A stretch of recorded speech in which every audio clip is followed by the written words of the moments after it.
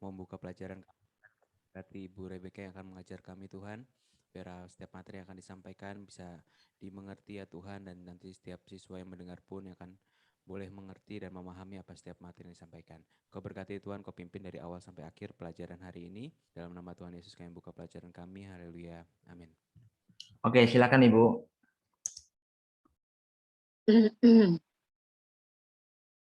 Ya, shalom semuanya, puji Tuhan. Kita bertemu lagi pada pagi hari ini. Kita akan belajar hari ini tentang buah roh. Tapi sebelumnya kita harus tahu sendiri ya, tahu dulu soal buah. Kita kalau punya pohon, kita menghasilkan, kita pengen supaya pohon itu berbuah. Nah, Tuhan mengumpamakan kita ini sebagai pohon. Ya. Tuhan sekali ini mengumpamakan kita, murid-muridnya itu adalah pohon. Dan kalau pohon itu, dia harus berbuah. Saya beberapa tahun yang lalu, waktu saya mendirikan rumah ini, kira-kira 20 tahun ya, 20 yang lalu, saya menanam pohon mangga. Di Indramayu ini terkenal produksi mangga ya. Dan saya menanam pohon mangga di sini, ada 2 pohon mangga di belakang. Halaman saya nggak terlalu lebar, sempit lah. Bisa buat jemuran, terus buat pohon mangga itu. Nah, saya menanti-nantikan dia besar. Tapi ternyata setelah sekian tahun, ada kira-kira 6 tahun begitu, itu pohon tetap kuntet. Kuntet itu apa ya namanya? Segitu-segitu aja. Pohon itu kata yang jual itu, waktu itu katanya nanti akan jadi besar. Ternyata lucu sekali cuma segitu. Dan sudah 6 tahun sih kayaknya mangga harusnya sudah mulai ada bunganya gitu ya, harus sudah mulai menandakan tanda-tanda bahwa dia bisa diandalkan gitu. Tapi ternyata dia tidak bisa diandalkan, dia nggak tumbuh, dikasih pupuk juga nggak tumbuh, ditunggu-tunggu juga tetap nggak tumbuh, malah daunnya tuh isinya itu apa namanya kutu. Nah, kemudian saya mengambil keputusan untuk ditebang saja. Pohon mangganya ditebang, udah daripada jijik lihat kutunya itu, buang saja, ditebang.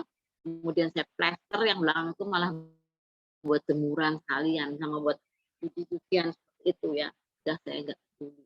Nah, demikian pula kita ya, Tuhan itu pengen supaya kita itu berbuah. Tadi kita diumpamakan sebagai pohon. Jadi Tuhan pengen kita semuanya berbuah. Seperti itu. Nah,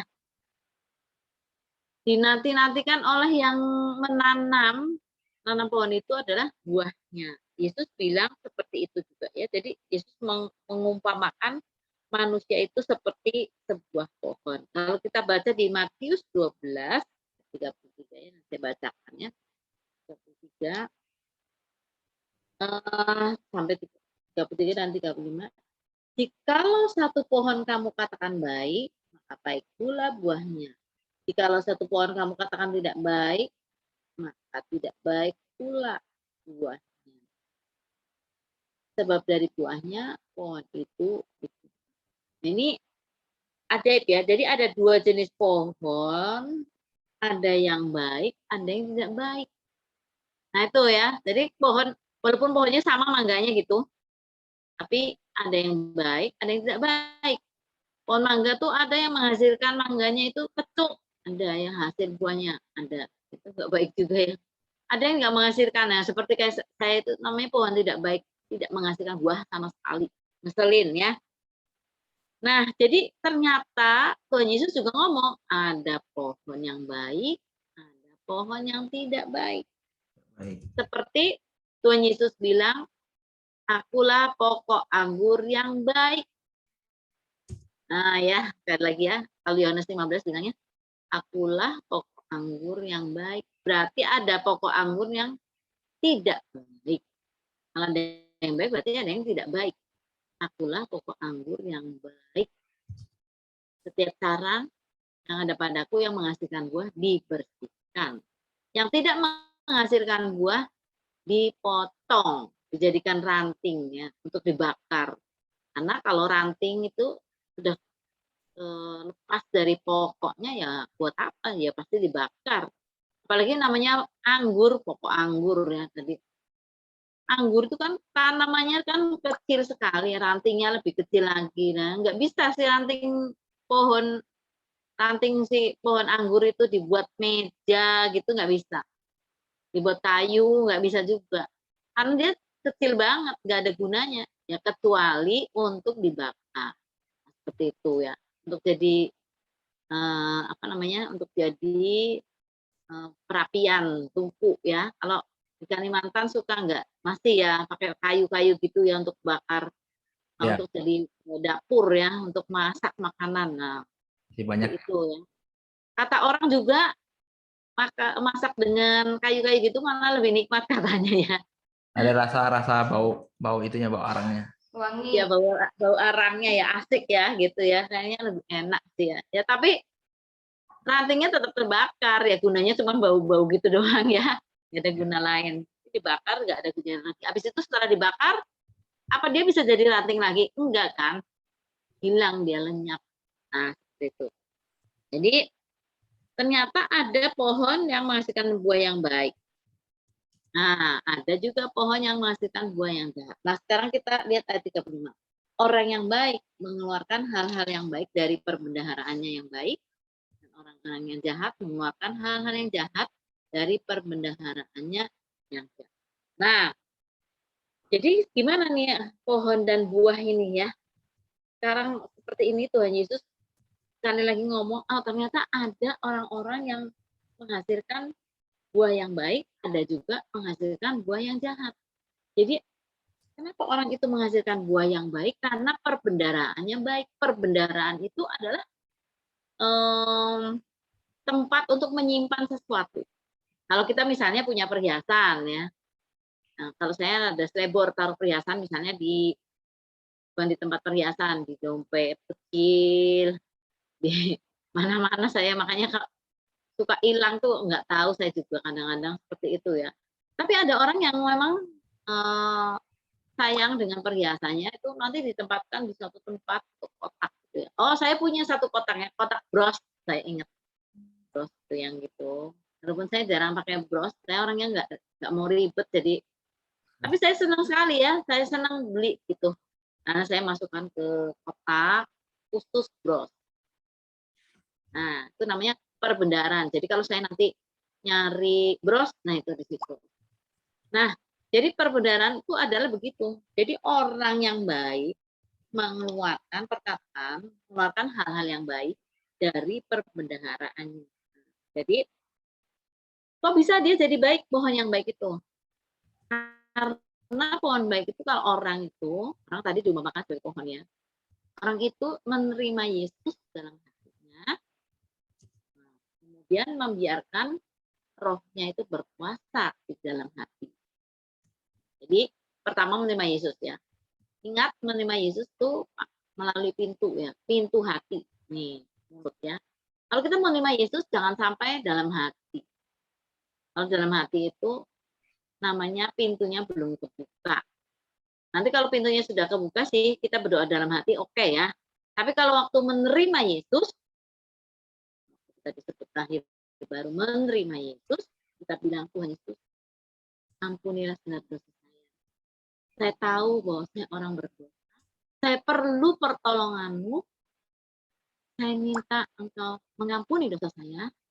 Saya tahu bahwa engkau sanggup mengampuni dosa saya. Saya minta ampun dosa saya. Dan masuklah ya Tuhan ke dalam hati saya. Mulai saat ini engkau tinggal di dalam hati saya. Nah, seperti itu. Jadi mulutnya yang ngomong jangan hati.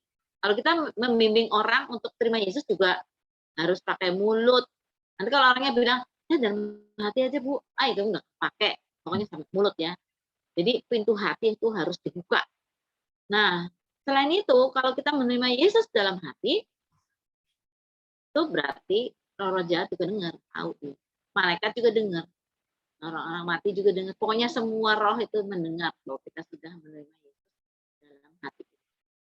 Nah, ketika kita menerima Yesus dalam hati kita, rohnya akan tinggal dalam hati kita. Roh.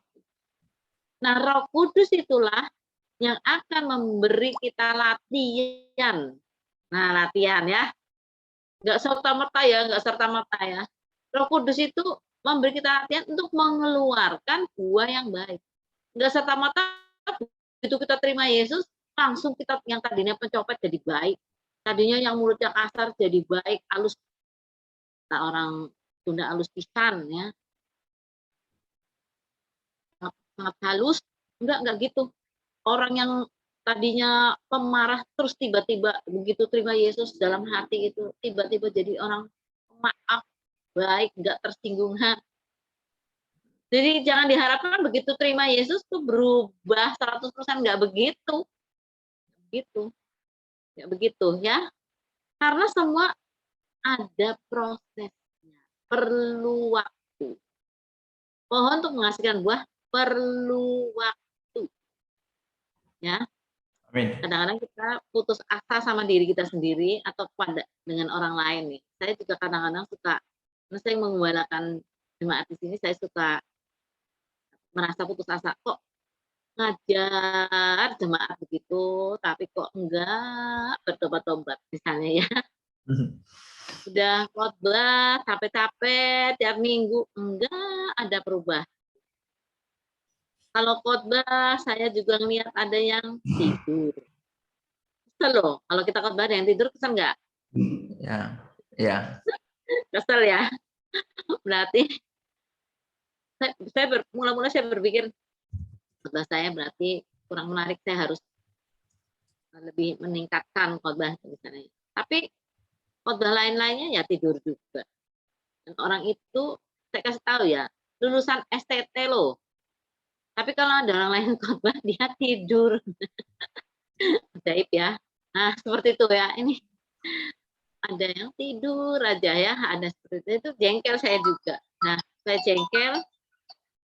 jengkel banget kalau yang kayak gitu, dan itu tidak menyenangkan ya.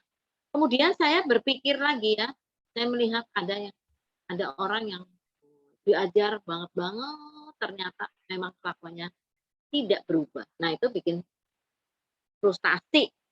Tapi semua ada waktunya. Semua itu perlu waktu. Sekali lagi ya, pohon untuk berbuah perlu waktu.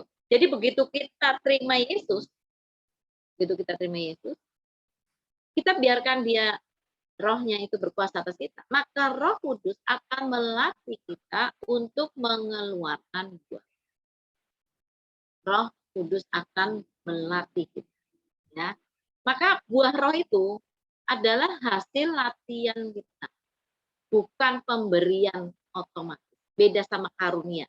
Kalau karunia itu pemberian, langsung kita bisa gunakan. Tapi kalau buah roh itu hasil latihan kita sendiri. Kita akan dididik oleh Roh Kudus, kita akan diubahkan oleh Roh, bukan diubahkan, kita akan dilatih sama dia supaya kita bisa menghasilkan buah. Nah, nanti di surga ya, kita ke surga, itu yang dihitung tuh buahnya, bukan karunianya. Hanya di Matius 7 dibilangnya, pada waktu hari terakhir ada banyak orang berseru, Tuhan, mengapa engkau menolak aku? Padahal aku ini membuat mujizat demi namamu. Aku ini menyembuhkan orang demi namamu. Aku ini mengusir setan demi namamu. Kok aku ditolak nih masuk surga nih? Kata Tuhan Yesus, nyah tuh kan, kabur lu, pergi kamu. Aku tidak kenal kamu. Sebab yang dihasilkan tuh nggak ada, buah rohnya nggak ada. Dia cuma memakai karunia. Jadi bisa Bu, karunia itu orang nggak mengeluarkan buah roh bisa berkarunia, bisa. Nah, siapa yang bilang? Alkitab. Alkitab yang bilang. Jadi jangan kita menuntut orang untuk, misalnya orang yang berkarisma, berkarunia, itu menuntut dia suci, baik, penuh kasih, damai sejahtera, penuh apa, sabar, nggak pelit. itu hasil didikan Roh Kudus, buah roh yang harus dihasilkan. Jadi kita nggak bisa nuntut begitu. Orang itu sendiri tidak mau dilatih oleh Roh Kudus. Nah, persoalannya kita itu mau dilatih apa enggak? Sebab Tuhan itu bilang ada pohon yang baik, ada pohon yang tidak baik. Nah, pohon yang baik itu apa? Mau waktu menerima Roh Kudus dalam hati, mau dididik oleh Roh Kudus untuk menghasilkan buah. Kalau kita tahu buah roh itu prinsipnya itu memberi ya. Coba kasih, suka,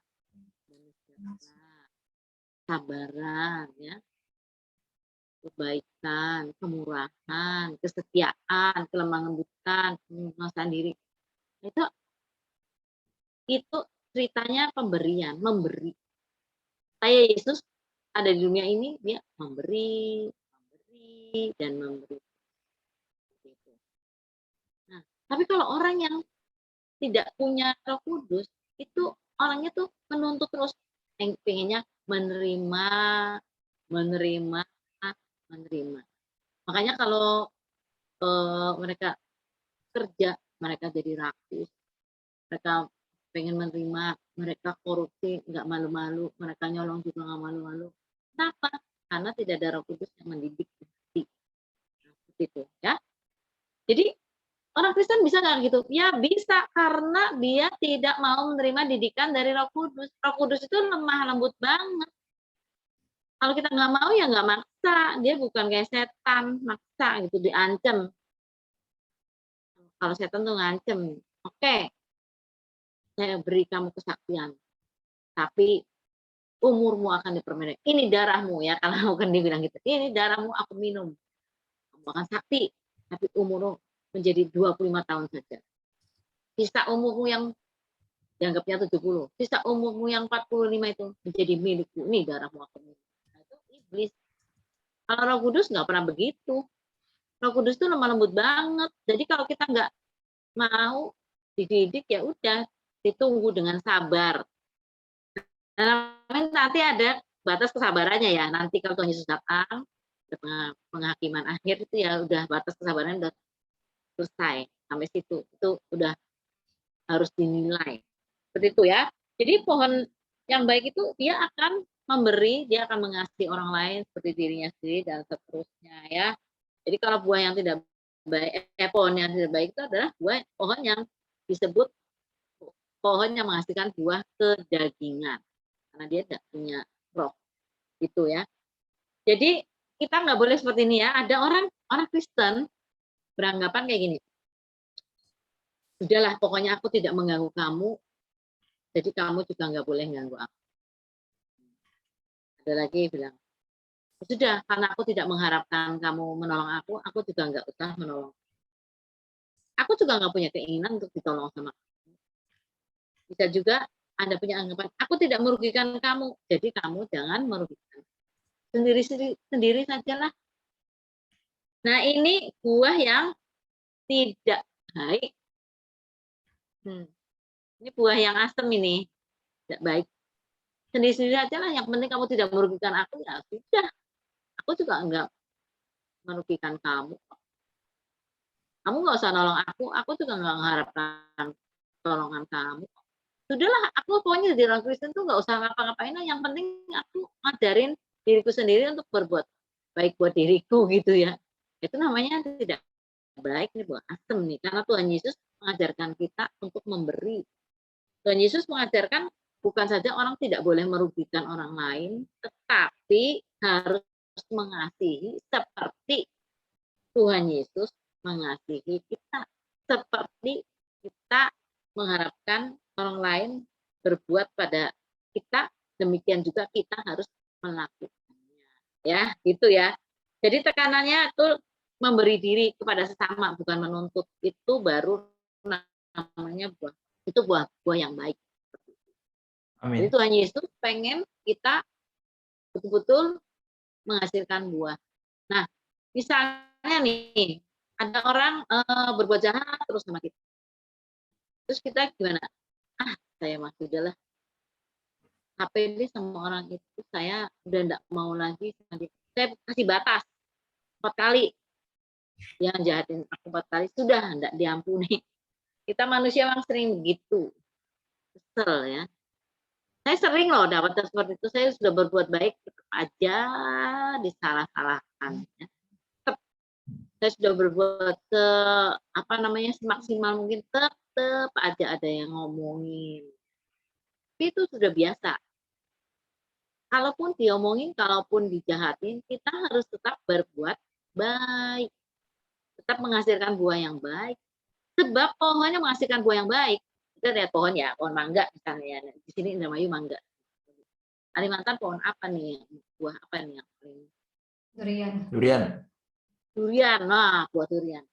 Nah, buah durian ini menghasilkan buah yang manis. Terus ada anak kecil melempar pohon itu. Sakiti kan, dia cekel, soel pohonnya. Terus ada orang lain itu, terus orang yang sama peluk pohonnya itu dijajalin sama dia. Apakah pohon durian itu terus ngambek, terus tidak menghasilkan buah yang manis? Coba saya tanya, ngambek nggak dia? Nah, lanjut. Enggak ya? Lanjut kan? Buahnya tetap manis kan? Kecuali dia mati ya. Kalau dia mati, dilempar sampai mati, dipotong gitu ya, udah ya. Tapi selama dia dilempar gitu, ya tetap manis kan? Kalau misalnya ada orang yang misalnya mau nyuri durian, duriannya punya HP misalnya ya. Mau nyuri durian, dia lempar-lemparin, terus dipotong duriannya. Terus pohonnya ngambek, tahun depan bilang, saya menghasilkan buah manis-manis, Tuhan saya tidak makan buah saya dicuri semuanya. Udah, saya mau menghasilkan buah yang asam aja, gitu enggak? Enggak kan? Nah, demikian juga kita ya. Kita harus ingat tuh ya, kita diumpamakan oleh Tuhan pohon. Jadi kalau ada orang yang nyakiti kita, apapun, kita tetap menghasilkan buah yang manis, buah yang baik, apapun itu. Nah, kita lihat Tuhan Yesus. Tuhan Yesus, apapun yang diperbuat orang pada Tuhan Yesus, diampuni. Yang terakhir ada di kayu salib, Tuhan bilang permulaan perkataan yang pertama yang dia katakan, dari 7 perkataan di kayu salib, adalah Bapa, ampunilah mereka sebab mereka tidak tahu apa yang mereka perbuat. Keren ini. Ya. Jadi semua diampuni. Semua, bayangin, entah itu yang meludahi dia, entah yang nyakiti dia, entah muridnya yang kabur. Sebenarnya tinggal murid itu sakit hati loh. Guru-guru itu kalau muridnya kabur semua, nggak ada yang belain. Sebetulnya sih sakit hati ya, tapi Tuhan Yesus nggak pakai sakit hati tuh ya. Terus kalian jangan bilang gini, Bu, tapi itu kan Tuhan. Kita kan manusia, Bu. Betul. Kita manusia. Tapi teladan kita adalah Tuhan. Amin. Terus kalau kita, jadi gimana Bu? Nggak boleh sakit hati? Ya bukan soal nggak boleh. Pasti kalau ada yang orang bilang yang menyakiti kita, ya sakit kita tuh ya. Kalau suami kita atau istri kita dibawa lari orang, ya sakit. Kalau nggak sakit nggak normal dong. Bener nggak? Ya sakit lah. Sakit hati lah. Kalau ada orang mengatakan, ya sakit. Tapi jangan lama-lama sakitnya. Kita harus mengampuni. Ya. Coba, kita harus mengampuni terus. Kita lihat Hosea, orang ini penulis kitab Alkitab Hosea tuh. Hosea itu disuruh Tuhan mengawini pelacur, bayangin. Nah, ini keren sekali nih. Duh, orang-orang Israel itu nggak boleh loh seperti itu ya. Pelacur kok dikawini ya, dikawinin ya orang pelacur. Udah dikawini baik-baik, kabur ya. Kabur, kalian baca deh ya, Hosea itu. Kabur dia. Sudah kabur, terus gimana? Tuhan nyuruh ngambil lagi. Bayangin seperti itu. Karena kasih Tuhan memang tidak berkesudahan. Kalau kita nyanyi, kasih Tuhan tidak berkesudahan. Benar nggak tuh? Mulutnya dan hatinya selaras. Kalau selaras, kita juga harus seperti Tuhan. Susah Bu, kita manusia. Iya benar susah. Karena itu, Roh Kudus melatih kita untuk bisa mengatasi hal itu. Jadi gimana Bu? Ya serahkan sama Roh Kudus. Tolong Roh Kudus, tolong aku untuk bisa mengatasi hal ini. Latih aku ya Roh Kudus supaya aku bisa berhasil seperti itu. Oh, kita nyanyi menjadi seperti Kau Yesus. Menjadi seperti Kau Yesus. Menjadi sempurna dalam apa tuh? Dalam apa sih? Menjadi sempurna dalam apa? Kehidupanku ya. Iya. Dalam seluruh hidupku ya. Dalam seluruh hidupku. Wah, kita jangan asal ngomong. Kalau kita asal ngomong, nyanyi menjadi seperti Kau, tapi nggak pengen jadi seperti dia, ya namanya bohong dong. Jangan suka bohong ya. Nah, jadi seperti itu ya, kita balik lagi ke buah.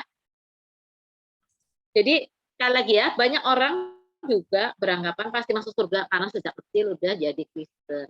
Nah, itu tidak menjamin.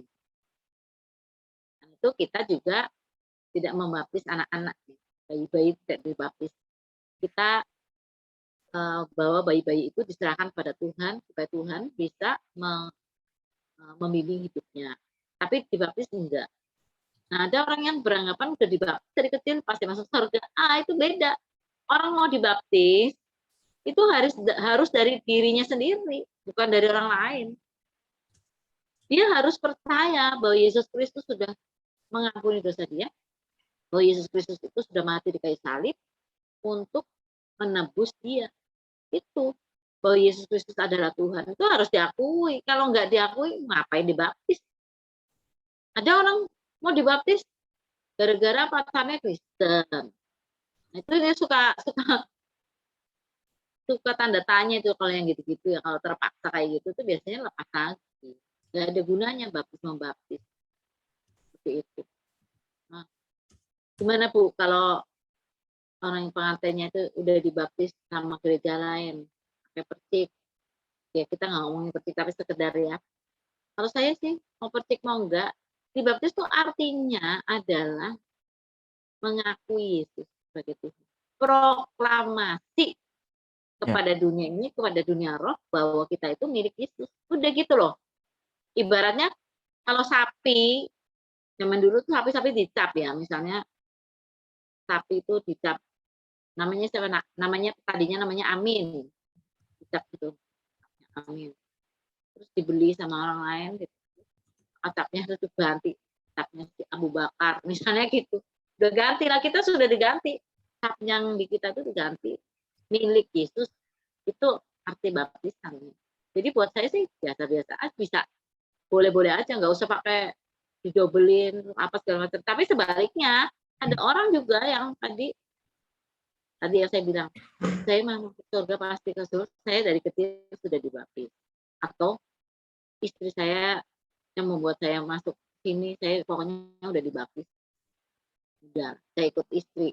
Ya nggak bisa gitu. Orang tuh masing-masing. Di surga nggak ada istri, nggak ada suami ya. Kita semua masing-masing. Kita tahu sih itu dulu di dunia istri kita, suami kita. Tapi di surga nggak ada kali mengawinkan. Jangan dipikir nanti di surga bisa berkeluarga. Ya kalau di seberang sana, saudara kita itu bilang di surga itu penuh seks ya. Seks terus setiap hari. Nggak ada tuh di surga makanya seks segala. Sebab kita sudah kepuasan kita itu sudah ada dalam Yesus Kristus, semuanya memuaskan, udah nggak perlu hiburan apapun.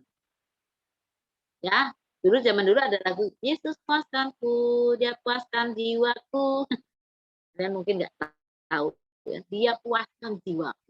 Kenapa sih orang-orang pada selingkuh, pada apa segala macam? Karena nggak puas ya. Karena pohonnya tadi nggak cukup, nggak mau menghasilkan yang baik, nggak mau dididik. Jadi dia selingkuh karena nggak puas. Ada orang lain juga nggak puas sama istrinya, jadi cari orang lain. Ya, kalau manusia memang tidak memuaskan, tapi kalau Tuhan selalu memuaskan. Buat kita di surga itu Tuhan Yesus sudah memuaskan kita. Ini dalam arti bukan seks ya. Pokoknya dia sudah memenuhi kebutuhan kita semuanya, dia puas, nggak perlu yang lain. Jadi kita sendiri-sendiri gitu. Nah, jadi gimana ya Pak, pohon itu kalau tidak menghasilkan buah ya pasti dibuang ke api. Tadi saya bilang olah pokok anggur yang benar. Ranting-ranting yang ada padaku yang berbuah dibersihkan. Sakit kalau dibersihkan. Tapi ranting-ranting yang tidak berbuah dipotong dan dibuang ke dalam api. Nah gitu ya. Jadi seperti itu ya. Itu untuk buah ya. Jadi kalau gimana? Kalau kita mau menghasilkan buah yang baik ya kita harus mendengar perintah Tuhan dan melakukannya. Harus seperti itu. Ya. Amin. Nah ini ya ada teman yang mengirimkan kalimat seperti ini ya. Ini memberkati saya banget ya. Jadilah jagung, jangan jambu monyet. Jagung membungkus bijinya yang banyak, sedangkan jambu monyet memamerkan bijinya yang cuma satu-satunya. Bener ya? Artinya jangan suka pamer. Tahu nggak jambu monyet? Jambu monyet tahu? Belum pernah tahu ya? Jambu monyet tuh bijinya satu, itu namanya, ya bijinya satu lah dia keluar. Mungkin kalian harus cari-cari, coba di Google gambarnya jambu monyet kayak apa. Ya. Saya ulangi ya. Jadilah jagung, jangan jambu monyet. Jagung membungkus bijinya yang banyak, sedangkan jambu monyet memamerkan bijinya yang cuma satu-satunya. Artinya jangan suka pamer. Nah, terus jadilah durian, jangan kedondong. Ah, durian nih ya. Walaupun kulit luar durian tajam, dalamnya lembut dan manis. Beda dengan kedondong, luarnya mulus, dalamnya agak asam dan ada biji berduri. Artinya jangan menilai orang dari luarnya saja. Nah, ini yang bikin hebat ya, yang bikin seperti ini. Lagi ya, jadilah bengkuang. Walaupun hidup dalam kompos sampah, umbinya putih bersih. Artinya jagalah hati, jangan kau nodai. Wah, bengkuang. Hidupnya di sampah tapi dalamnya putih. Bengkuang nggak ada yang hijau ya, nggak ada yang hitam. Kalau hitam artinya busuk. Jadilah cabai, semakin tua semakin pedas, artinya semakin tua semakin bijaksana. Bukan artinya semakin tua semakin galak loh ya, bukan ya. Semakin tua semakin bijaksana ya cabai. Oke.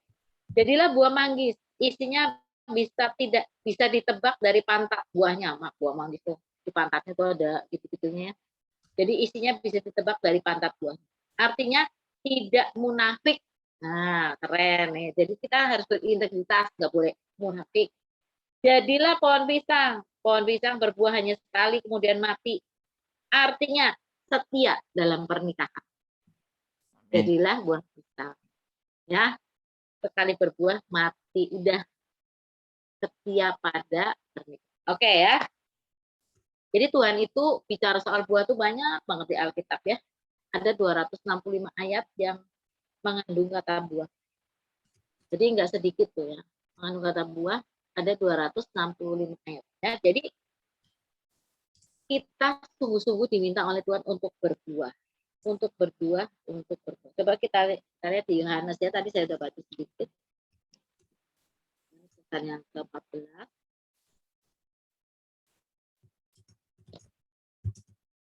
Yohanes 15 sorry ya. Yohanes 15.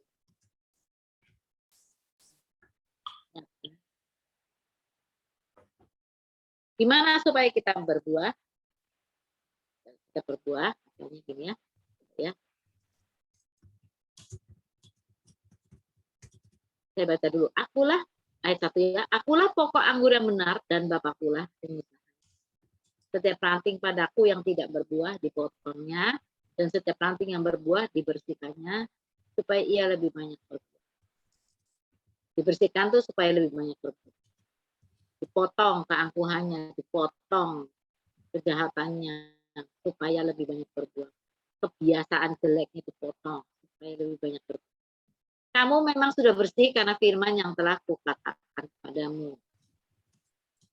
Tinggallah dalam aku dan aku di dalam kamu. Sama seperti ranting tidak dapat berbuah dari dirinya sendiri kalau di sendirinya, kalau ia tidak tinggal dalam pokok anggur, demikian juga kamu tidak berbuah jikalau kamu tidak tinggal dalam aku. Jadi kalau ranting tidak nempel di pokok, ya Hancur deh ya. Ya, ayat 5 ditegaskan lagi, ini ngomong lagi ya. Akulah pokok anggur dan kamulah ranting-rantingnya. Tadi dibilang akulah pokok anggur yang benar, dan Bapakku pengusaha. Ingat ya, kalau ada yang benar berarti ada yang enggak benar. Ayat 5 diulangi, akulah pokok anggur dan kamulah ranting-ranting. Barang siapa tinggal di dalam aku dan aku di dalam dia, dia berbuah banyak. Sebab di luar aku kamu tidak dapat berbuat apa-apa. Ya. Jadi antara pokok anggur, antara ranting, dan aku dan kamu itu dibilangin sama Tuhan. Berarti itu memang lagi membicarakan soal kita, manusia. Bukan soal pokok anggur, tapi soal manusia. Ayat 6. Barang siapa tidak tinggal di dalam aku, ia dibuang keluar seperti ranting dan menjadi kering. Kemudian dikumpulkan orang dan dicampakkan ke dalam api, lalu dibakar. Jikalau kamu tinggal di dalam aku dan firmanku tinggal di dalam kamu, minta apa saja yang kamu kehendaki dan kamu akan dengar. Dalam hal inilah Bapakku diperlihatkan, yaitu jika kamu berbuah banyak dan dengan demikian kamu adalah murid-muridku. Nah, satu lagi yang harus kita ingat, Tuhan Yesus tidak sekedar pengen kita berbuah, tapi harus berbuah banyak. Catat nih ya. Amin. Berbuah banyak, berbuah lebat, bukan sekedar berbuah aja, berbuah lebat, berbuah banyak, seperti itu ya. Tidak tanggung-tanggung. Akulah pokok anggur dan kamu ranting-ranting. Barang siapa tinggal dalam aku dan aku dalam dia, ia berbuah banyak. Kalau kita tinggal di dalam Yesus dan Yesus tinggal di dalam kita, kita berbuah banyak. Banyak. Gak pelit, ya. Buahnya nggak cuma itu doang, berbuahnya banyak, ya. Buahnya yang banyak itu bukan cuma berbuah banyak, tapi yang buah yang harus kita hasilkan itu harus stabil, ya. Lihat ayat 16. Kita lihat ya, stabil apa ya Bu? Coba kita lihat. 16 ya. Bukan kamu yang milih aku, tapi akulah yang milih kamu. Dan aku telah menetapkan kamu supaya kamu pergi dan menghasilkan buah. Dan buahmu itu tetap stabil, supaya apa yang kamu minta pada Bapa dalam namaku diberikannya kepadamu. Nah, jadi berbuah itu bukan sekedar berbuah, sekali lagi, berbuah mah harus, kalau nggak berbuah dipotong loh. Itu ya, berbuah mah harus, buahnya harus banyak. Terus yang kedua, buahnya itu harus tetap, artinya stabil. Kenapa sih harus berbuah lebat dan stabil? Kenapa? Ya, karena orang melihat kita ini udah kayak, saya sering mengumpamakan, nah kita kayak artis, ya artis itu glamor banget kan. Nah, kita kayak ikan di akuarium. Kamu sering lihat nggak ikan di akuarium? Ya. Gunanya, ya sering ya. Gunanya ikan ditaruh di akuarium, bukan di kolam. Kalau lele kan di kolam ya, kamu kan dulu karena di kampus dari di tempat belajar tuh melihara lele kan. Kalau lele bisa kelihatan nggak dari atas? Enggak, dia di dekat tanah terus. Nah, dia di tanah nggak kelihatan dia lele ikan, apalagi tuh kan gurame ikan apa tuh di dalam. Nah, kalau kita naruh ikan di akuarium, itu pasti ikannya bagus, benar nggak? Ya. Yang pasti kan ikannya cantik ya, ada yang merah, yang biru. Nah, kalau naruh ikan di akuarium, ikan lele, ngapain juga kita ngeliatin lele tiap hari, bener kan? Iya kan? Jadi kita taruh di akuarium itu ikan. Kan saya sering mengumpamakan seperti ini, bahwa kita itu sudah dibentuk oleh Tuhan itu cantik-cantik. Jadi ada merah, ada hijau, ikan cupang tuh ya, ekornya bagus sekali ya. Karena itu dulu saya juga melihara sendiri ikan kumpai, ya, yang ekornya panjang, cantik sekali ya. Ikan kopi yang matanya melotot nih, tapi cantik ya. Waktu matanya melotot saya suka ngeliatin, kenapa sih kamu tuh matanya melotot banget ya, mandiri banget misalnya gitu ya. Saya suka mengamati bahwa ikan itu sebenarnya tidur juga. Kalau malam dia tidurnya kayak parkiran pesawat. rapi sekali. Cuman jangan dikagetin, kalau dikagetin dia kabur juga ya. Nah seperti itu. Jadi ikan di akuarium cantik. Dan kenapa sih ditaruh di akuarium? Ya supaya dilihat sama orang. Bener nggak? Nah, kalau ngapain sih tuh kalau ikan ditaruh di akuarium, diumpetin di kolong, nah ngapain sih? Ya pasti kalau punya akuarium tuh ditaruh di luar. Orang tuh sekarang lagi tren juga melihara ikan laut. Wah itu sulit sekali ya. Airnya aja air laut lah, nggak tahu lah saya sih udah angkat tangan kalau ikan laut lah nggak tahu deh. Soalnya yang meliharanya susah banget gitu ya. Tapi lebih cantik daripada ikan darat memang, daripada ikan kali. Warnanya cantik-cantik, ada yang biru, ada yang belang-belang, ada yang belang orange, putih kayak gitu, ada yang totol-totol ya, ada yang seperti itulah. Dan orang-orang nonton. Nah saya senang pergi ke akuarium laut yang di Taman Mini. Taman Mini Indonesia tuh ada. Saya bisa nonton ikan, tenang lihat dia ngundang. Katanya mirik ya, mulutnya ngap-ngap, nah begitu dia mondar mandir. Demikian juga kita orang Kristen, kita tuh kayak ikan itu tadi sudah dibentuk sama Tuhan jadi cantik seperti ikan laut tuh, kita ditaruh di akuarium dan semua orang lihat sama kita. Kita lagi ke sana, kelihatan. Lagi ke sini, kelihatan. Lagi ke atas, kelihatan. Lagi ke bawah, kelihatan. Lagi bertidur, ya diintip juga sama manusia. Ya, lagi apa lagi yang lain, lagi sembunyi di balik pohonan, dicari. Keren nggak? Kalau menurut saya tuh keren sekali kita tuh kayak ikan di akuarium ya. Jadi kalau ikan di akuarium itu lagi ngambek, kelihatan nggak? Ya. Kelihatan ya. Kalau ikan di akuarium itu sakit, kamu pernah merhatiin nggak ikan sakit? Ikan di akuarium dia kelihatan dia berenangnya tuh nggak lurus gitu. Miring gitu ya gitu. Iya kan? Kayak gimana tuh miring-miring harusnya dia gitu begini. Kalau dia sakit, kelihatan juga kan? Ya kelihatan. Kalau dia lagi tidur, kelihatan juga. Kalau dia lagi naik daun, naik daun. Kelihatan. Kalau dia lagi nyungsep, kelihatan juga. Jadi karena kita ini dilihat terus sama orang di dunia, kita kelihatan terus ya. Entah kita lagi perkawinan kita baik, perkawinan kita tidak baik, entah kita ngomongnya baik, entah kita ngomongnya kasar, entah kita lagi sedih, entah kita lagi senang, entah kita lagi apa, semua dilihat oleh orang lain. Ya. Orang akan bicara soal kita. Banyak hamba Tuhan yang saat ini jatuh karena dosa yang dibuat dengan sengaja oleh dirinya sendiri karena tidak bisa menguasai diri. Menguasai diri itu penting. Saya suka ketawa ya kalau sama jemaat. Ayo buah roh, saya bilang. Ayo silakan. Pasti paling terang tuh ya kasih. Ya. Terus sukacita, damai sejahtera, nggak kedengeran. Terus buntutnya kedengeran pengendalian, penguasaan diri. Nomor 9 jelas banget. Penguasaan diri paling jelas, tapi susah dilakukan. Udah jadi hamba Tuhan, masih selingkuh. Sudah jadi hamba Tuhan, menodai anak kecil. Sudah jadi hamba Tuhan, bercerai. Katanya disuruh Tuhan. Sudah jadi hamba Tuhan, bikin perkara dengan orang lain sampai ke pengadilan, pukul-pukulan.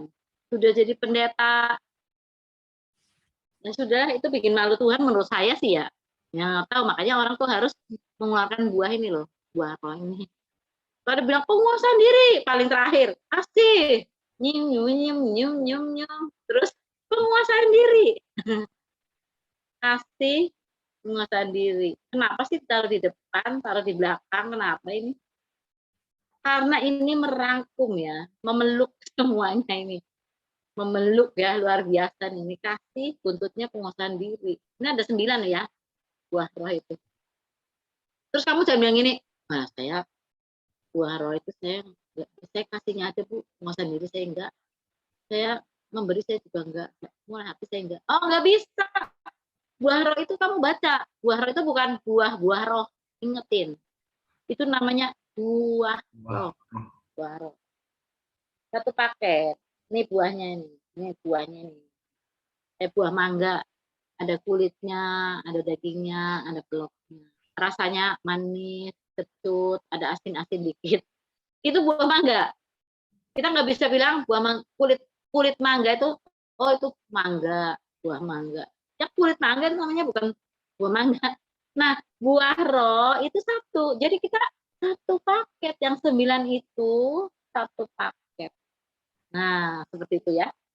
Gitu. Coba kita lihat lagi, benar apa enggak? Kalau dunia melihat kita. Di Matius 7:16, Tuhan Yesus bilangnya apa? Ya,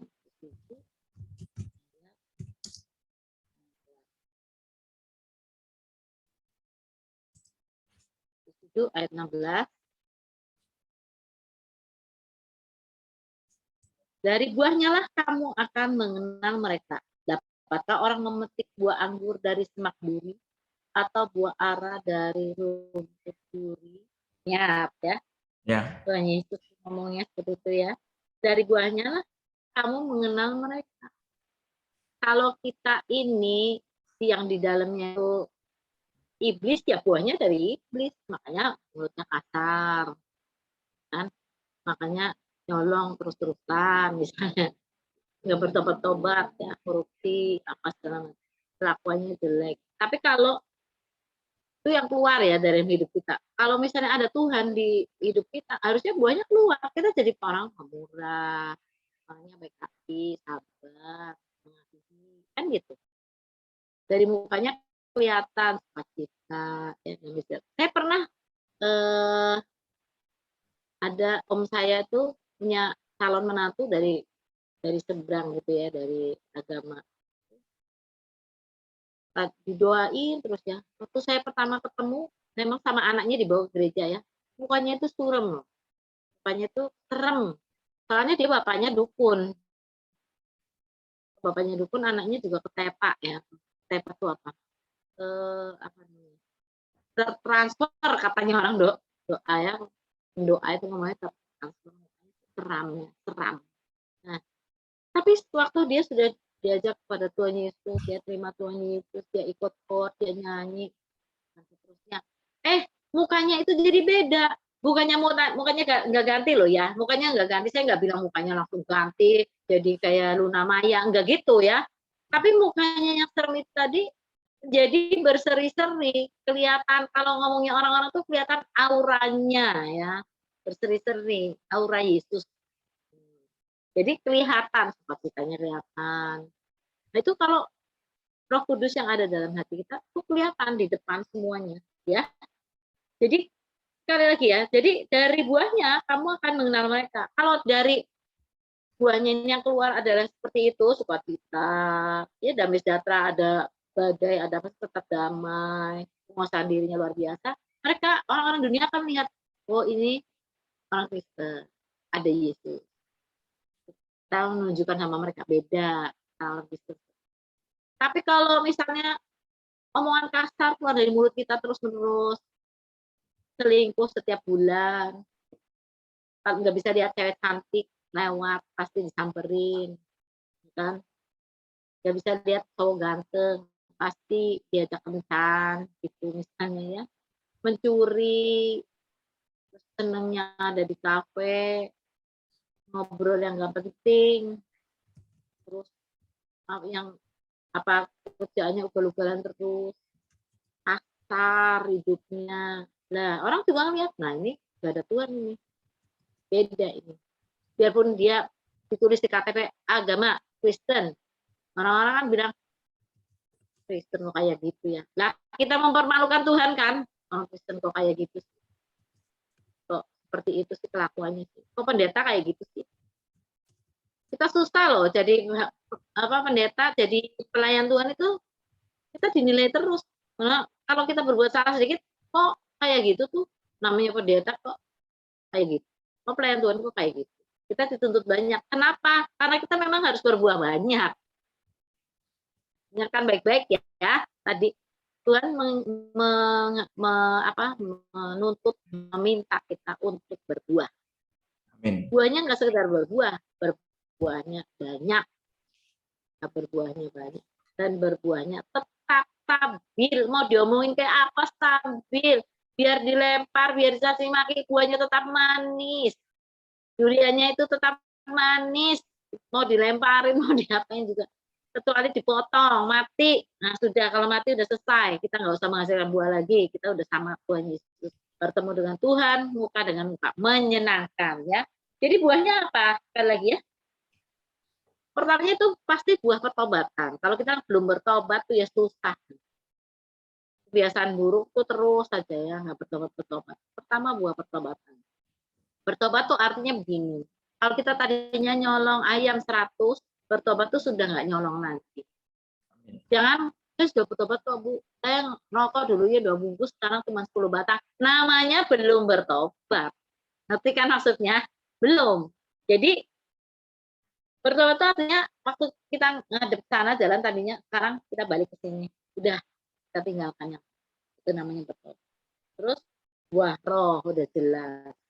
Buah roh tadi ya. Terus buah apa lagi? Buah tangan oleh-oleh buat Tuhan apa sih enaknya ya? Apa durian dari Kalimantan? Buat Tuhan Yesus nih kita ngasih oleh-oleh sama dia apa enaknya? Apa mangga dari Indramayu?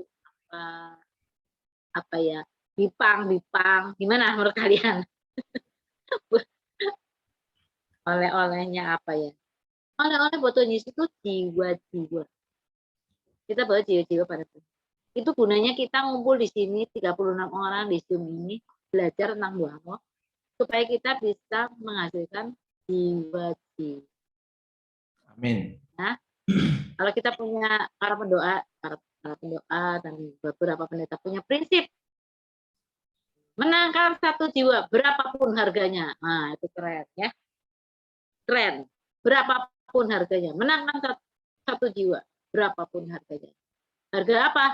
Ya duit, ya tenaga, ya waktu, ya air mata, ya segala lah.